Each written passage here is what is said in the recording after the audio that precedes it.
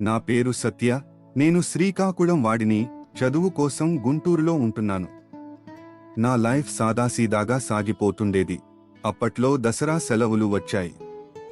ఇంటికి వెళ్ళడానికి జన్మభూమి ఎక్స్ప్రెస్ ఎక్కాను. అదే నా జీవితాన్ని మారుస్తుందని అనుకోలేదు. ట్రైన్ కదిలింది. నేను కిటికీలోంచి చూస్తుంటే పక్క సీట్లో ఒక అమ్మాయి వచ్చి కూర్చుంది. తన పేరు నిత్య. విజయవాడలో చదువుతోంది. సిగ్నల్ లేక ట్రైన్ ఆగింది. అప్పుడు నిత్య నన్ను చూసి చిన్నగా నవ్వింది.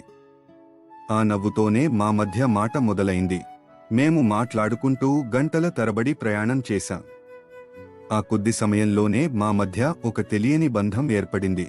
రాత్రి వైజాగ్ చేరుకున్నాం. స్టేషన్ బయట తన నాన్న ఎదురుచూస్తున్నారు. వెళ్లే ముందు నిత్య వెనక్కి తిరిగి చూసింది. బై సత్య అని నవ్వుతూ తను వెళ్ళిపోయింది. అది మా మొదటి పరిచయం. నా మనసులో ఎప్పటికీ నిలిచిపోయే క్షణం.